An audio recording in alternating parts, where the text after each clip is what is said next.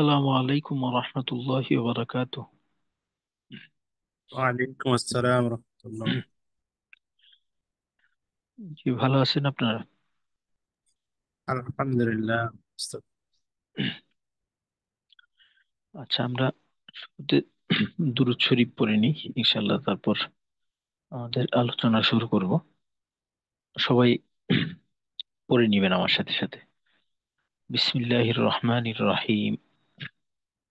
আল্লাহুম্মা সাল্লি আলা মুহাম্মাদ ওয়া আলা আলি মুহাম্মাদ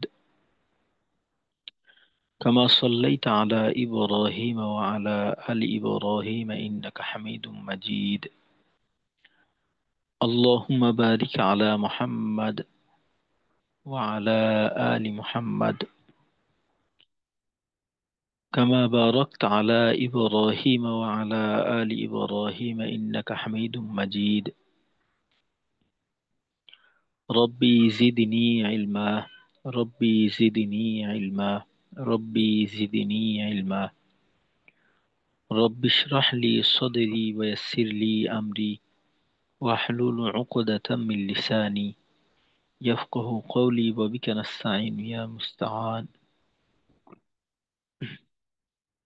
ربي يسر ولا تعسر وتمم علينا بالخير. আলহামদুলিল্লাহ। আজকে আমাদের এসো এসো সিফত শিখি দশম ব্যাচের দ্বিতীয় ক্লাস। তো আজকের আলোচ্য বিষয় সিফতের প্রয়োজনীয়তা, সিফত এবং মাখরাজের সাথে সম্পর্ক, সিফত মাখরাজের প্রয়োজনীয়তা এবং সিফতের পরিচয়। তো সিফতের প্রয়োজনীয়তা বা এটার গুরুত্ব এই সম্পর্কে আমাদের গতকালকে কিছুটা আলোচনা হয়েছিল। তো আজকে আমাদের মূল আলোচ্য বিষয় হলো সিফতের পরিচয়। তো সিফতের পরিচয়ের ভিতরেই আসলে এই মাখরাজ সিফতের যে সম্পর্কের বিষয়টা এইটা চলে আসে। আর তাছাড়া আমাদের এই কোর্সের গুরুত্বপূর্ণ আলোচ্য বিষয় হলো সিফত এবং মাখরাজ। মাখরাজের আলোচনাটাও আমরা পরবর্তীতে একটু বড় পরিসরে করার চেষ্টা করব। তো মাখরাজ এবং সিফত এইটা আহ, একটা আরেকটার সাথে এমন ভাবে সম্পৃক্ত যে মুদ্রার দুই পিঠ। একটা পিঠ বাদ দিলে যেমন মুদ্রা থাকে না, এরকম একটা সম্পর্ক সিফত আর মাখরাজের সাথে। একটা হরফ উচ্চারণের জন্য মাখরাজ যেমন প্রয়োজন, সিফতটাও তেমন প্রয়োজন। মাখরাজ আপনাকে বলবে যে আপনি কোন জায়গাটা ব্যবহার করবেন, আর সিফাত আপনাকে বলবে যে কিভাবে ব্যবহার করবেন। যেমনটা নামাজের ক্ষেত্রে কোরআনে নামাজ পড়তে বলা হয়েছে, কিন্তু নামাজের পূর্ণ বর্ণনা যে নামাজ কিভাবে পড়তে হবে এইটা আমরা রাস- রাসূলের হাদিসের মাধ্যমে এইটা জানতে পারছি। তো মাখরাজের বিষয়টা আর সিফতের বিষয়টা অনেকটা এমন। মাখরাজ আপনাকে বলবে যে একটা হরফের উচ্চারণের জন্য কোন জায়গার ব্যবহারটা করতে হবে, আর সিফত একেবারে বিস্তারিতভাবে আপনাকে আমাকে ওই ব্যবহারটা কিভাবে হবে, এই ব্যবহারের ক্ষেত্রে কতটা প্রেসার থাকবে, বা এইখানে আওয়াজটা কোন ধরনের হবে, তো এর পূর্ণ বর্ণনাটা আমরা সিফতের মাধ্যমে পাবো। আর যেহেতু এটা ব্যতীত উচ্চারণ পরিপূর্ণভাবে ঠিক করা সম্ভব না, সুতরাং এইটার প্রয়োজনীয়তা এটা একেবারে বাধ্যতামূলক পর্যায়ের। তো এখন তাহলে আমরা সিফতের পরিচয়ে চলে যাই সরাসরি।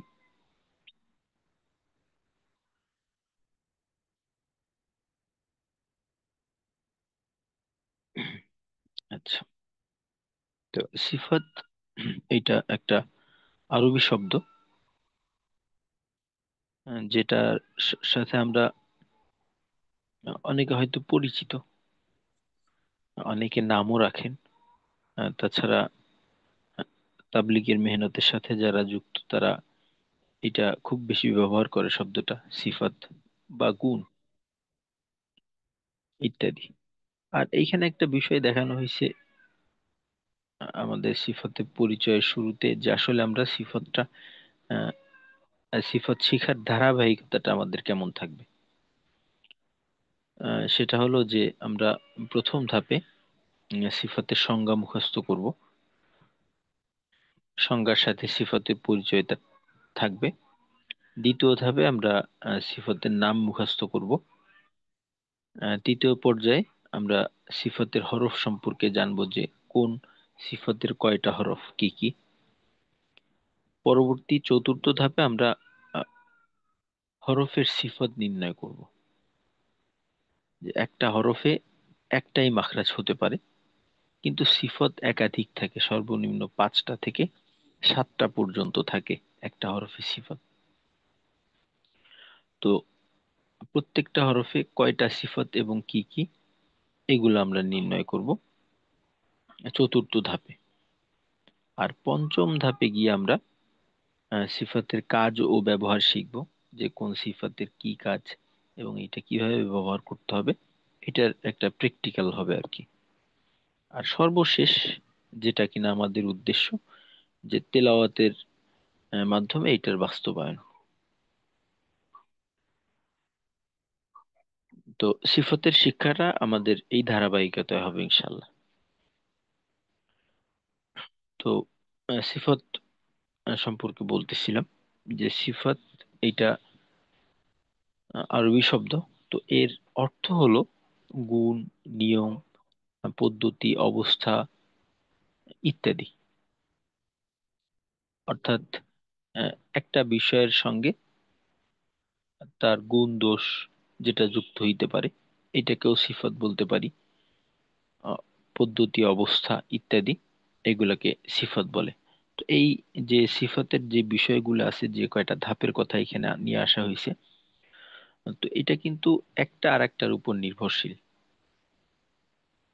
আপনি আহ, আলাদা আলাদা ভাবে যদি প্রত্যেকটা বিষয়কে লক্ষ্য করি বা দেখি, শিখি, তো আলাদা আলাদা ভাবে আমাদের কোনোটাই কঠিন মনে হবে না।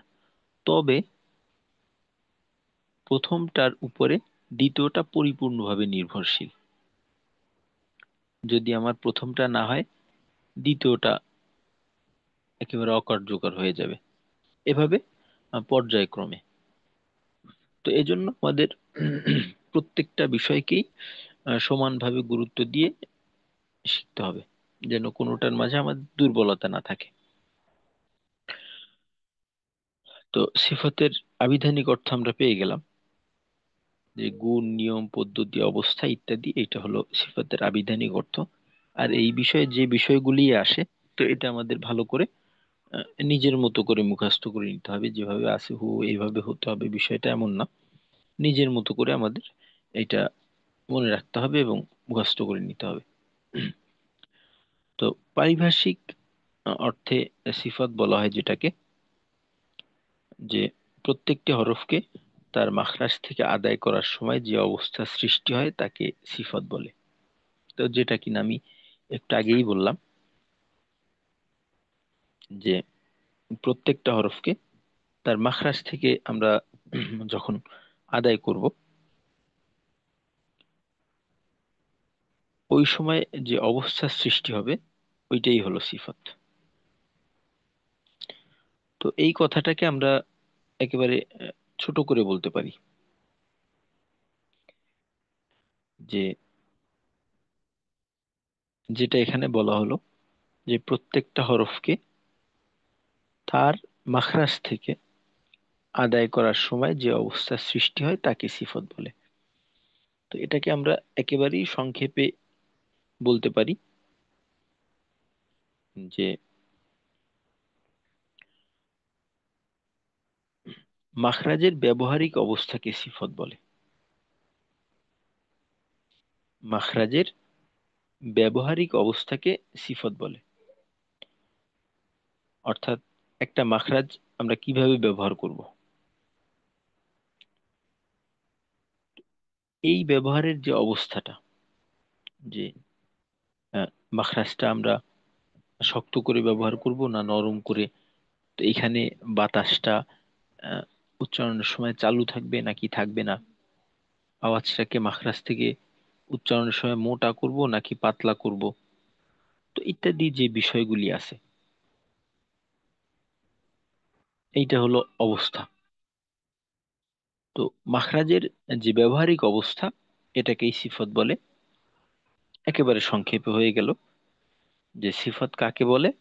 মাখরাজের ব্যবহারিক অবস্থাকে সিফত বলা হয়, অথবা একটা হরফ উচ্চারণের সময় মাখরাজটাকে যেভাবে ব্যবহার করা হয় আর ব্যবহারের মাধ্যমে যে অবস্থার সৃষ্টি হয়, এইটাই হলো সিফত। যেমন এখানে একটা উদাহরণ দেখানোর চেষ্টা করা হয়েছে যে কোনো হরফকে মোটা করে পড়া বা পাতলা করে পড়া, অথবা কোনো হরফের আওয়াজকে আহ, শক্ত করা বা নরম করা, এই যে অবস্থা, এই অবস্থাটাই হলো সিফত। তো এখানে আমরা সিফতের আবিধানিক এবং পারিভাষিক দুইটা বিষয়ে চলে আসলো।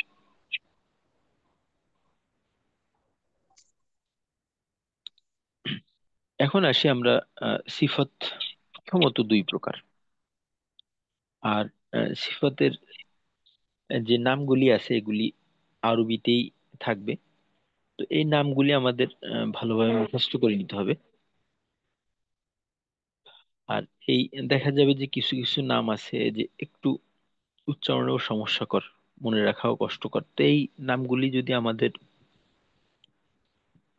আহ ঠিক মতো মুখস্থ করে নিতে পারি, তো এইটা আমাদের জন্য একটা চর্চা হয়ে যাবে।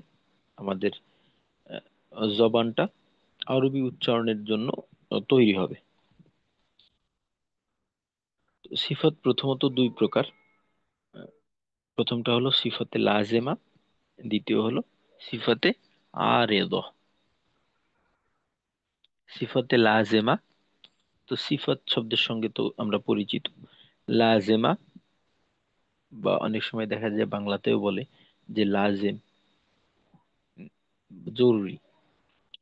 তো প্রথমটা হলো সিফতে লাজেমা, আর দ্বিতীয়টা হলো সিফতে আরেদ। সিফতে আরেদ। সিফত প্রথমত দুই প্রকার, সিফতে লাজেমা, সিফতে আরেদ। তো সিফতে লাজেমা কাকে বলে?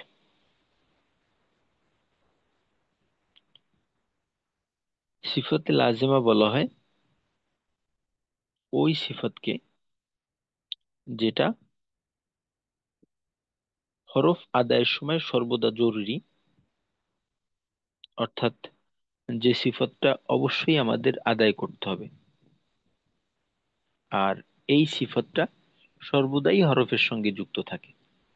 প্রত্যেকটা হরফের সঙ্গে থাকবে বিষয়টা এমন না, বা প্রত্যেকটা হরফের সঙ্গে একই ধরনের সিফতে লাজেমা থাকবে বিষয়টা এমনও না। অর্থাৎ যে হরফের যে সমস্ত সিফতে লাজেমা আছে, ওইটা সর্বদাই ওই হরফের সঙ্গে যুক্ত থাকবে। কখনোই কোনো হরফের সিফতে লাজেমা এইটা ওই হরফ থেকে আলাদা হবে না। তো সর্ব অবস্থাতেই ওই সিফতটা ওই হরফের সঙ্গে থাকবে, এবং সর্ব অবস্থাতেই আমাদেরকে ওইটা আদায় করতে হবে। যদি আদায় না করি তাহলে সমস্যাটা কি? তাহলে সমস্যা হলো হরফটি পূর্ণাঙ্গ রূপে উচ্চারিত হবে না। বা কোনো কোনো দেখা যায় এখানে তো শুধুমাত্র রূপের কমতির কথা বলা হলো, যে হরফটি পূর্ণাঙ্গ হবে না, বা কোনো কোনো ক্ষেত্রে এমনও হতে পারে যে একেবারেই হরফটি উচ্চারিত হবে না, বা কোনো কোনো ক্ষেত্রে পরিবর্তিত হয়ে অন্য হরফের উচ্চারণে রূপান্তরিত হতে পারে। যে আমি উচ্চারণ করতে চাইলাম একটা বা উচ্চারণ করলাম একটা, তো এই উচ্চারণটা সিফাতে লাজেমা ঠিক না থাকার কারণে অন্য একটা হরফে রূপ।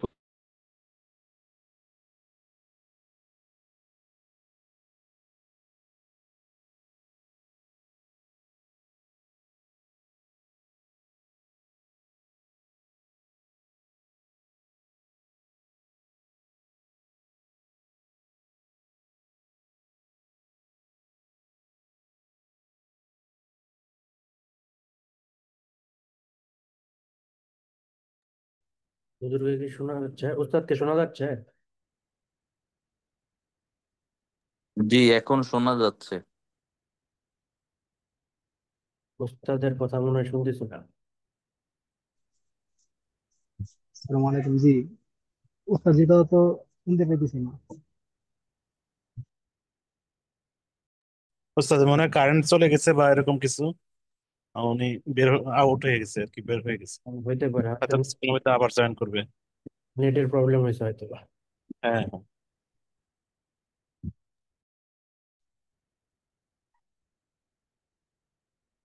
যে এটা মনে হতে পারে যে বিদ্যুৎ চলে গেছে।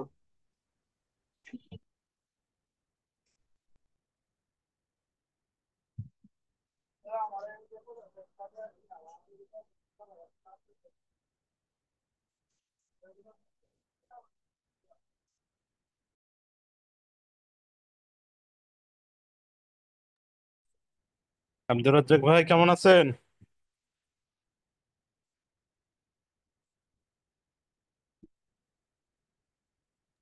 হ্যাঁ ভাই, আছি আলহামদুলিল্লাহ। ভালো আছেন আপনি? আলহামদুলিল্লাহ। আমি কালকের ক্লাসটা করতে পারি নাই। জায়গা আপনি আছেন তাহলে পুরানাদের মধ্যে।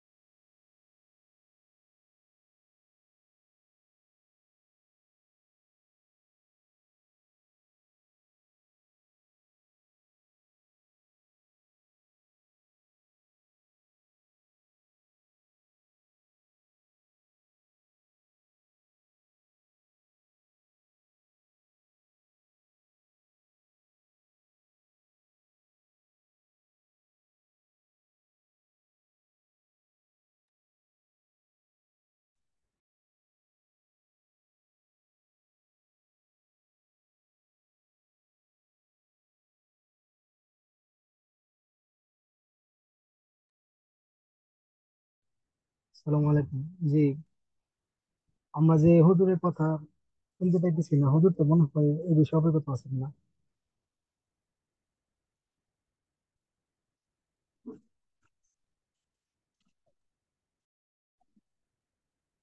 উস্তাদের মনে হয় যে কারেন্ট চলে গেছে বা কোনো প্রবলেম হয়ে গেছে, মানে হয়তো আর জয়েন করতে প্রবলেম হচ্ছে আর কি, যেটা আমার মনে হচ্ছে আর কি।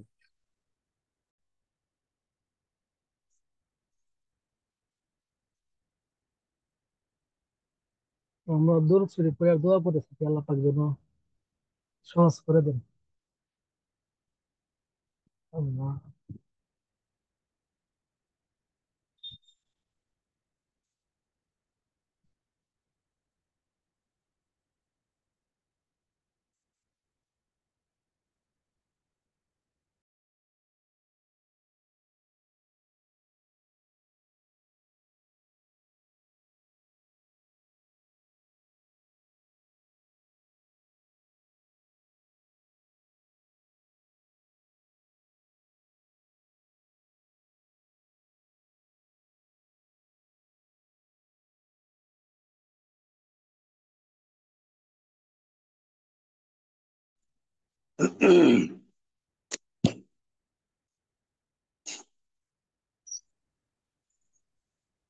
হ্যাঁ, আসসালামু আলাইকুম।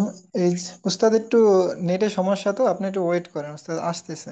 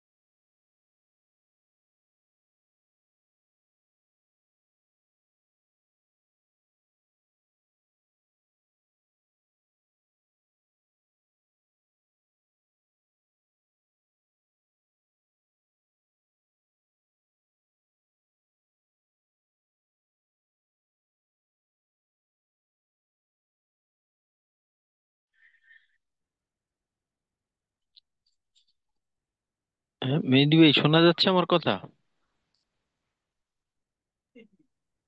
জি আলহামদুলিল্লাহ। জি উস্তাদ জি, শোনা যাচ্ছে। কথা শোনা যাচ্ছে। আস্তাগফিরুল্লাহ। আলহামদুলিল্লাহ।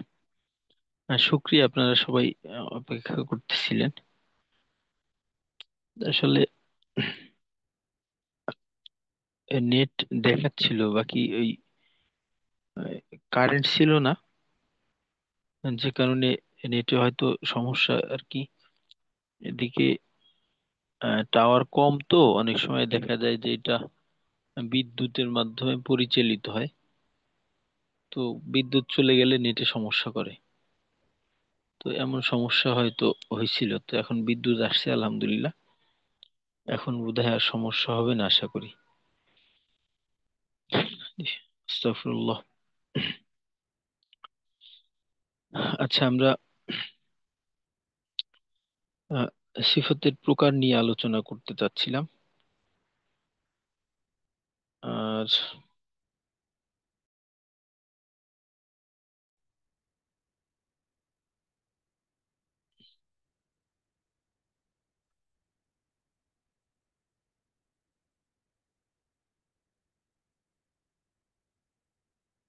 উম,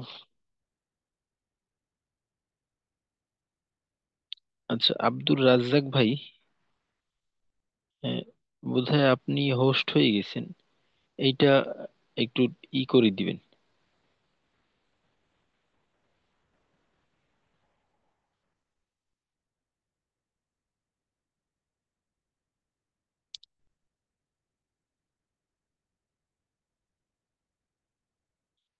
আচ্ছা, এই তেমন হওয়ার কথা না।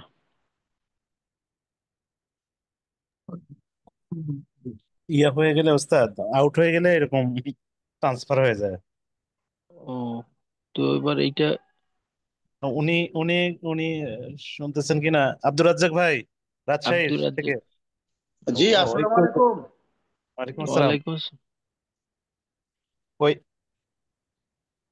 আপনি, এটা কি আমাদের আরিফ ইঞ্জিনিয়ার নাকি এটা? জি ওই ভাই ভালো আছেন? হ্যাঁ, কি ওই খবর ভাই? এই তো আছি আলহামদুলিল্লাহ। ওই ইয়া করেন আপনি একটু, আপনি হোস্ট হয়ে গেছেন, হ্যাঁ ওইটা একটু ইয়ে করতে পারবেন, ট্রান্সফার করতে পারবেন, ওস্তাদকেও হোস্ট বানায় দেন।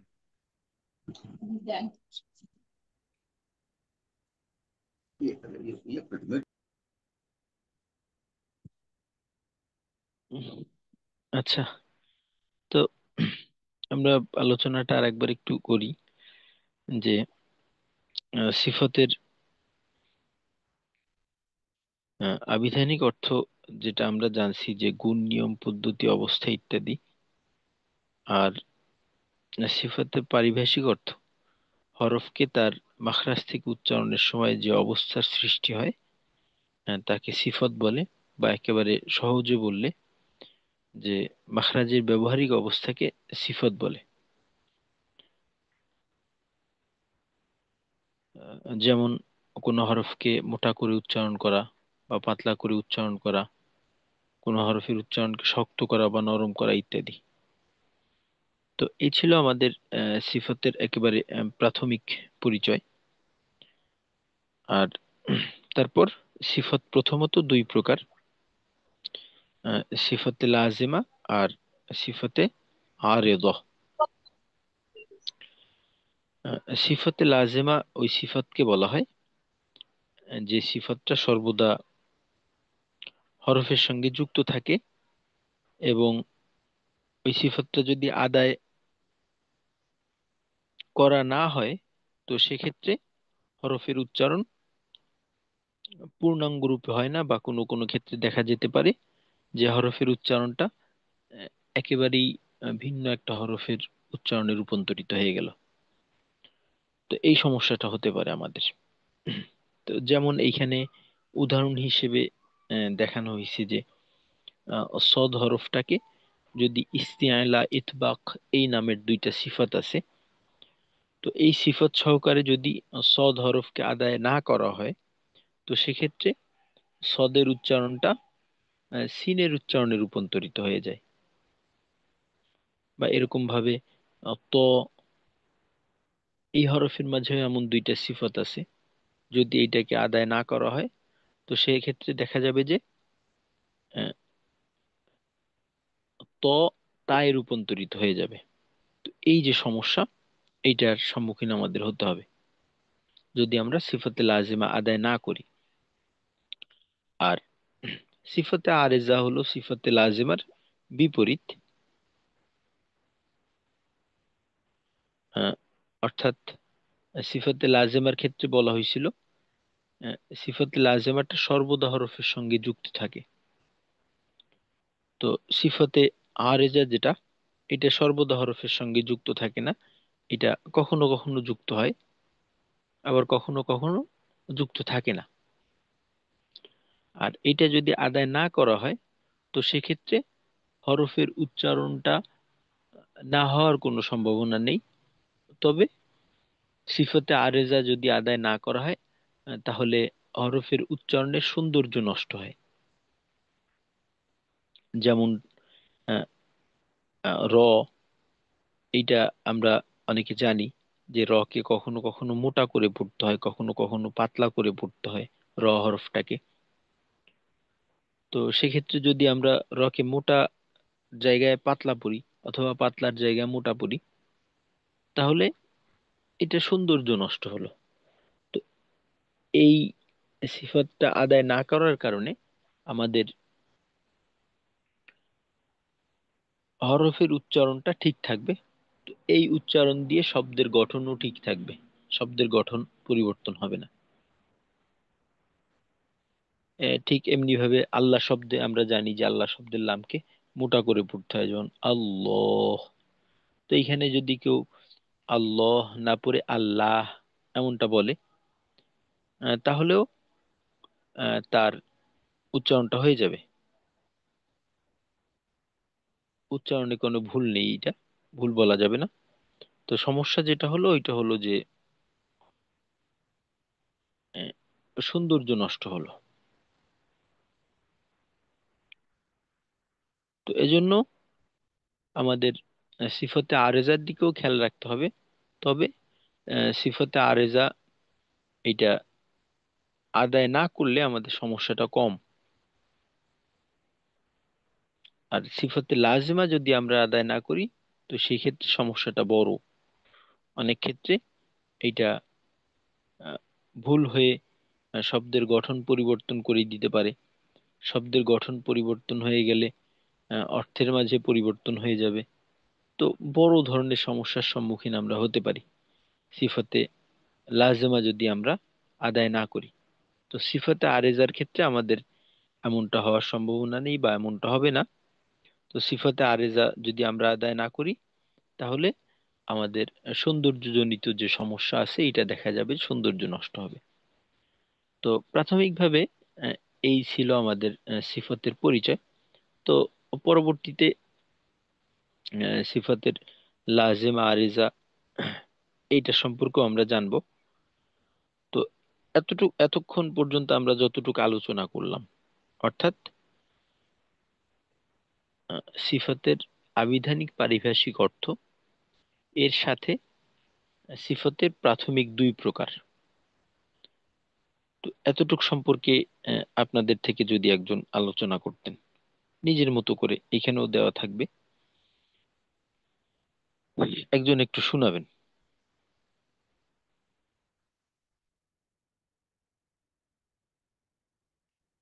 কে পারবেন? আর আহ, আমাদের ক্লাসের ক্ষেত্রে আহ, আমরা যত বেশি সক্রিয় থাকব, অর্থাৎ কথা বলার মাধ্যমে বা সাড়া দেওয়ার মাধ্যমে, তো আমাদের পরিবেশটা এটা ভালো থাকবে। অন্যথায় দেখা যায় যে অনেক সময় যদি একপাক্ষিক শুধু আলোচনা চলতে থাকে, তো ওই ক্ষেত্রে এটা মনে হইতে থাকে যে আসলে আহ, যান্ত্রিক বিষয়টা। জি, কে পারবেন শোনাতে? অর্থাৎ সিফাতের আবিধানিক এইখানে দেওয়া আছে, দেখে দেখে হলেও একজন একটু শুনান। জি স্যার। সিফাতের আবিধানিক অর্থ, পারিভাষিক অর্থ। জি স্যার, আমি চেষ্টা করি। জি, মাশাল্লাহ আরিফ ভাই। জি, মানে সিফাতের হলো যে আমার পড়ার নিয়ম বা অবস্থা বা মানে কি ধরনের হবে, উচ্চারণ হবে এইটা। তো সিফাত দুই রকম, একটা হলো লাজিমা, এটা হলো খুবই গুরুত্বপূর্ণ।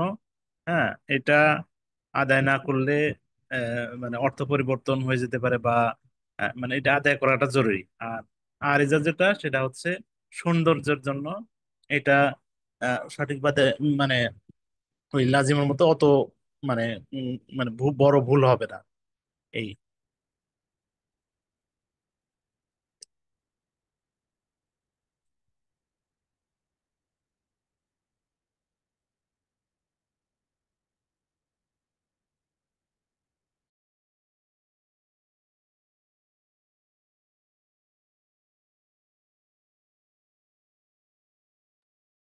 ওস্তাদ মনে হয় আরেকবার আউট হয়ে গেছে। আমাদের মধ্যে থেকে আরেকজন একটু বললে ভালো হয়। আচ্ছা আরিফ ভাই, আমার আবারও সমস্যা দেখা দিছিল। আস্তাগফিরুল্লাহ।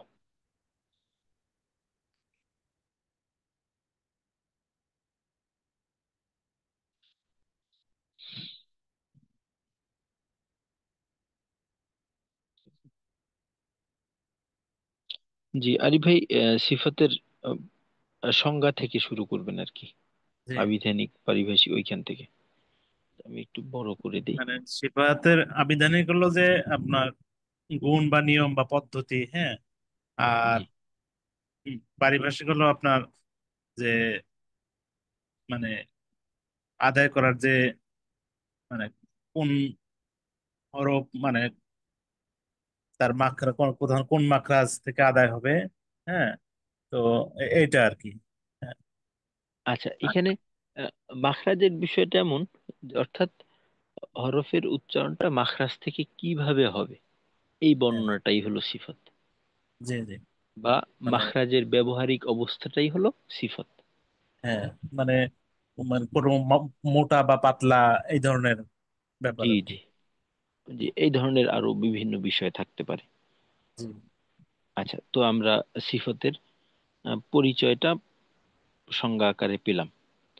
তো এখন থাকবে যে সিফাত প্রথমত কত প্রকার এবং কি কি। সিফাত হলো দুই প্রকার, সিফাতে লাজিমা, সিফাতে আরেবা। তো সিফাতে লাজিমা হচ্ছে একটা গুরুত্বপূর্ণ, আদায় করা জরুরি, হ্যাঁ। এটা ঠিক মতো আদায় না হলে বড় ভুল হয়ে যেতে পারে। আর সিফাতে আরিবা হলো সৌন্দর্য জন্য, বা মানে তেলাওয়াতটা সুন্দর হবে, আহ, বা বা পাতলা মোটা এরকম কোনো আর কি, আচ্ছা, সৌন্দর্যের জন্য। পাতলা, আচ্ছা কোনো কোনো ক্ষেত্রে কিন্তু পাতলা মোটাটা গুরুত্বপূর্ণ। তবে কোনো কোনো ক্ষেত্রে, যে ক্ষেত্রে সিফাতে আরেজা হিসেবে যুক্ত, সেই ক্ষেত্রে এইটা সৌন্দর্যের সাথে সম্পর্ক রাখে। কিন্তু পাতলা মোটা কোনো কোনো ক্ষেত্রে দেখা যাবে যে এইটা অস্তিত্বের সাথেও সম্পর্ক থাকবে। তো এই জন্য উল্লেখ করে দেওয়া, যে যেমন র কে মোটা পড়া বা পাতলা পড়ার ক্ষেত্রে ভিন্নতা আনা, অথবা আল্লাহ শব্দের লামকে মোটা পাতলা করার ক্ষেত্রে ভিন্নতা আনা, এইটা। আর সিফাতে লাজেমা এবং সিফাতে আরেজা, এই দুইটার পরিচয়ের ক্ষেত্রে সিফাতে লাজেমার দুইটা বিষয়। একটা হলো যে সর্বদা হরফের সঙ্গে থাকবে, সর্ব অবস্থাতেই হরফের সঙ্গে থাকবে, এবং সর্ব অবস্থাতেই আদায় করতে হবে, অন্যথায় এই সমস্যা। আর সিফাতে আরেজাটা সর্বদা হরফের সঙ্গে থাকে না, কখনো কখনো থাকে, কখনো কখনো থাকে না, শর্ত সাপেক্ষে যুক্ত হয়। আবার শর্ত পাওয়া না গেলেও ওইটা ওই হরফের সঙ্গে থাকে না। এইটা হলো থাকা না থাকার বিষয়। আর একটা হলো আদায়ের বিষয়টা, যদি আদায় না করি তাহলেও আমাদের সমস্যাটা বড় ধরনের না, তবে সৌন্দর্য নষ্ট হবে। আর গতকালকে তো আমরা বলছিলাম যে তেলাওয়াতের ক্ষেত্রে আমাদের সর্বোচ্চ চেষ্টা করতে হবে যে কোনো প্রকার ত্রুটি যেন না থাকে। আচ্ছা ঠিক আছে, মার্শাল্লাহ, জাজাকাল্লাহ খাইর আরিফ ভাই। আচ্ছা, আর একজন একটু শুনান, আমাদের দুই একজন শুনাইলে বিষয়টা বাকিদের জন্য সহজ হবে ইনশাল্লাহ।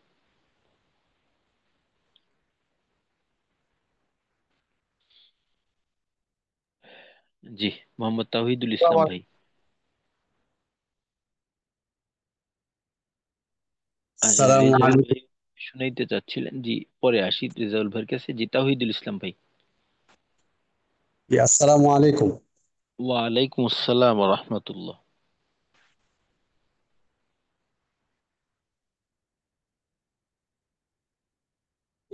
সিফাতের আবেদনিক অর্থ হচ্ছে গুণ, নিয়ম, পদ্ধতি, অবস্থা ইত্যাদি। জি আর পারিভাষিক অর্থে প্রত্যেকটি হরফকে তার মাখরাজ থেকে আদায় করার সময় যে অবস্থার সৃষ্টি হয় তাকে সিফাত বলে।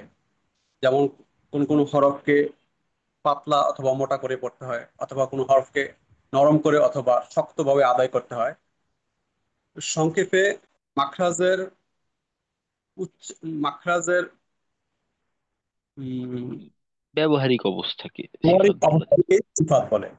সিফাত প্রথমত দুই প্রকার, সিফাতে লাজিমা এবং সিফাতে আরিদা। সিফাতে লাজিমা ওই সিফাতকে বলে যা হরফ আদায়ের সময় সর্বদা সাথে থাকে বা সাথে থাকা জরুরি। এবং এটা সিফাতে সর্বদা আদায় করা জরুরি। সিফাত এই সর্বদা আদায় জরুরি। হ্যাঁ, আচ্ছা, এইখানে বিষয়টা হলো সাথে থাকার বিষয়টা, এটা আমাদের হাতে না। এইটাও নিজেই সাথে রাখবে, এইখানে আমাদের কোনো কিছু করার প্রয়োজন হবে না, বাকি আমাদের প্রয়োজন হবে সর্বদা এটাকে আদায় করা। জি। আচ্ছা, তো উদাহরণ যেমন এইখানে দেওয়া আছে, তো এইটা এই পর্যায়ে আমাদের জন্য একটু কঠিন, তো ওইটা বাদ দিলাম। তো সিফাতে আরেজা বলতে আমরা কি বুঝি? সিফাতে আরিদা ওই সিফাতকে বলে যা আদায় না করলে হরফটি ঠিকই থাকে কিন্তু তার সৌন্দর্য নষ্ট হয়ে যায়। যেমন রকে কখনো পাতলা কখনো মোটা করে পড়তে হয়। তো মোটার জায়গায় পাতলা, পাতলার জায়গায় মোটা করে পড়লে অক্ষরটা ঠিকই আদায় হয়ে যায় কিন্তু তার সৌন্দর্যটা নষ্ট হয়ে যায় বা মারাত্মক কোনো অর্থের পার্থক্য হয় না। তেমনি ভাবে আল্লাহ শব্দের লামকে কখনো মোটা বা কখনো পাতলা করে পড়তে হয়। যেমন আল্লাহ শব্দের ডানে জবর অথবা পেশ থাকলে তখন সেই আল্লাহ শব্দের লামকে মোটা করে পড়তে হয়, আর জের থাকলে পাতলা করে পড়তে হয়। তো সেক্ষেত্রে এই মোটার জায়গায় পাতলা অথবা পাতলা জায়গায় মোটা করলে সেখানে আদায় হয়ে যায় ঠিকই কিন্তু সৌন্দর্যটা নষ্ট হয়ে যায়। জি, মার্শাল্লাহ, জাজাকাল্লাহ, খুব সুন্দর হয়েছে, খুবই সুন্দর হয়েছে। আচ্ছা,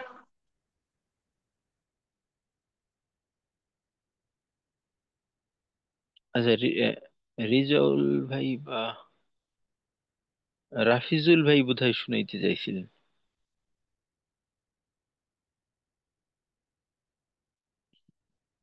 আচ্ছা, আর কেউ কি শুনাইতে চাচ্ছেন? আমরা একটু সক্রিয় থাকবো ইনশাল্লাহ।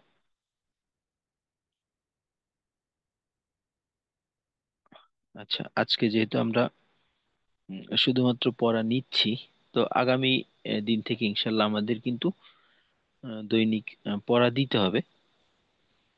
কারণ ওই আগেই বললাম যে সিফতের বিষয়টা এটা একটা আর একটার উপর নির্ভর করবে।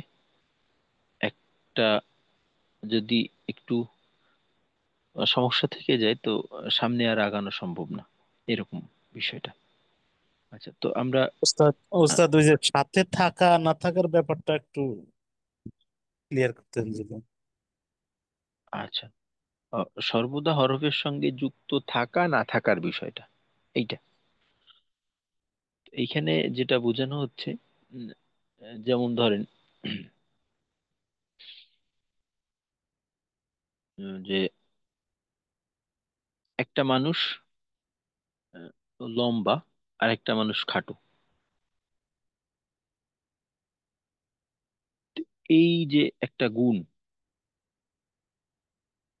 এইটা তো সর্বদা তার সঙ্গে যুক্ত থাকে।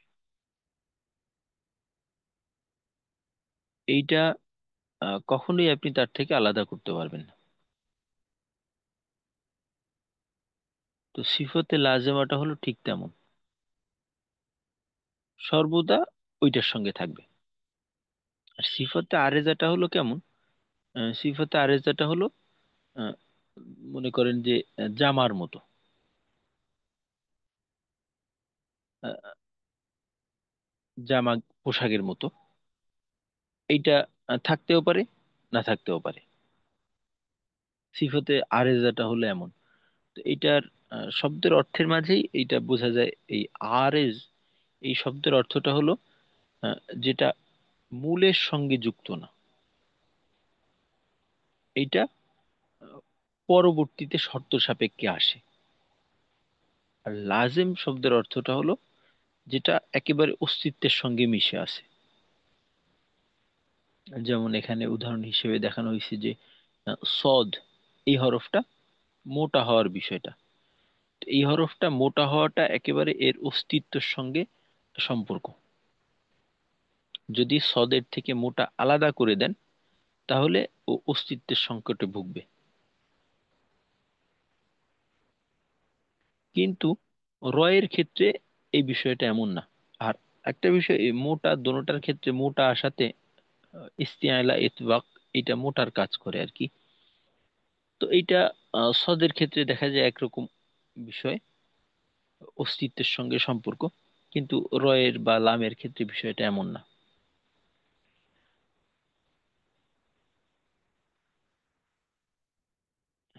জি,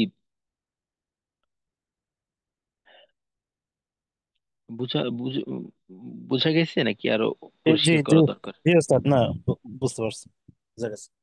জি, আলহামদুলিল্লাহ। তো এই ছিল আমাদের প্রাথমিক বিষয়টা।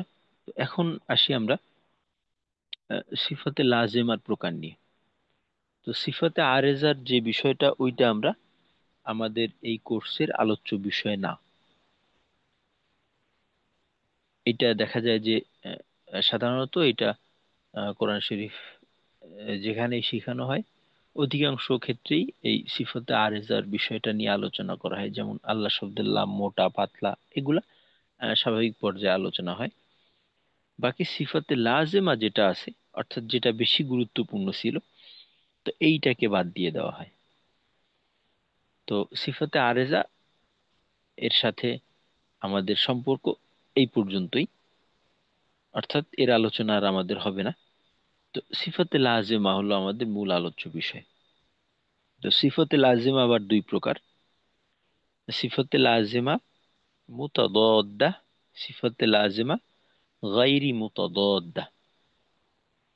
সিফাতে লাজেমা মুতাদাদ্দা, সিফাতে লাজেমা গায়রি মুতাদাদ্দা। তো এখানে সিফাতে লাজেমা এই পর্যন্ত ঠিক আছে। বাকি মুতাদাদ্দা আর গায়রি মুতাদাদ্দা, এই দুইটা শব্দ যোগ হয়েছে এখানে। তো সিফাতে লাজিমা মুতাদাদ্দা নামটা মুখস্থ করে নিব আমরা। সিফাতে লাজিমা গায়রে মুতাদাদ্দা। সিফাতে লাজিমা দুই প্রকার: সিফাতে লাজিমা মুতাদাদ্দা, সিফাতে লাজিমা গায়রে মুতাদাদ্দা। তো এখন আমরা আসি সিফাতে লাজিমা মুতাদাদ্দা কাকে বলে আর সিফাতে লাজিমা গায়রে মুতাদাদ্দা কাকে বলে। তো সিফাতে লাজিমা মুতাদাদ্দা বলা হয় আহ, সিফাতের বিপরীত সিফাত থাকে, যে সিফাতকে, যে সিফাতের বিপরীত অন্য সিফত রয়েছে, এইটাকে বলা হয় সিফাতে লাজিমা মুতাদাদ্দা।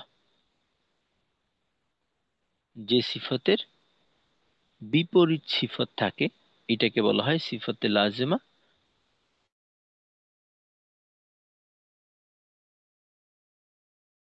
বিপরীতমুখী, বিপরীত বৈপরীত্য পাওয়া যায় যার মাঝে, এটাকে বলা হয় মুতাদাদ্দা।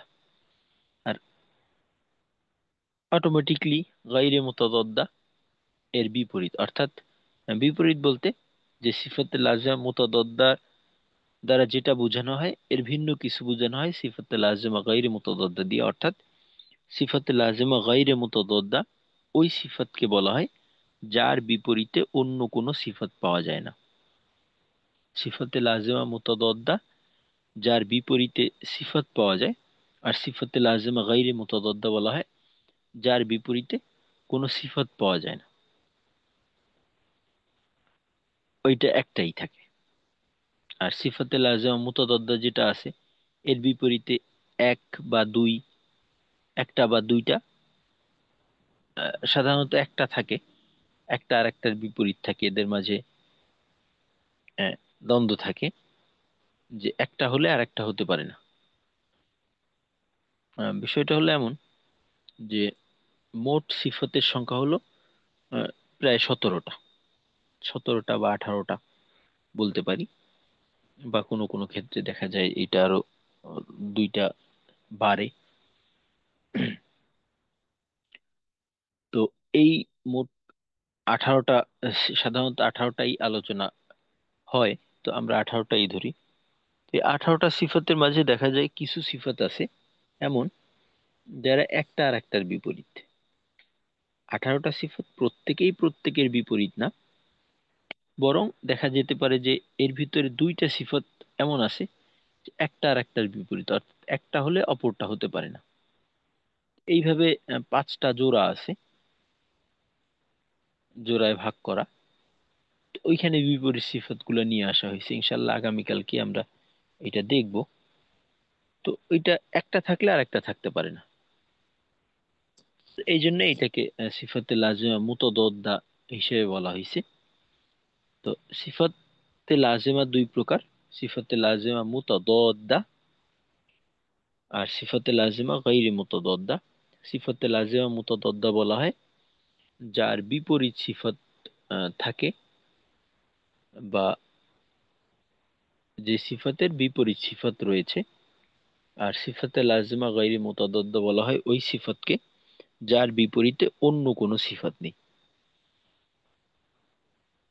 তো আজকে আমাদের এতটুকু পড়া থাকবে ইনশাল্লাহ। তো শেষ করার আগে আপনারা যদি একজন একটু একবার বলে শুনাইতেন এতটুকু, সিফাতে লাজিমা দুই প্রকার।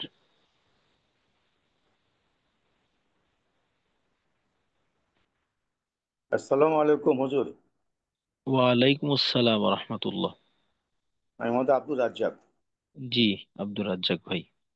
সিফাতে লাজিমা, সিফাত তো দুই প্রকার গেছে, তারপরে সিফাতে লাজিমা আবার দুই প্রকার, সেটা আলোচনা করছেন এতক্ষণ আপনি। সেই আলোচনা যদি আমরা আবার নতুন করে করি, সেটা বলা যাবে যে সিফাতে লাজিমা আবার দুই প্রকার। সিফাতে লাজিমা মুতাদাদ্দা আর সিফাতে লাজিমা গয়রি মুতাদাদ্দা। সিফাতে লাজিমা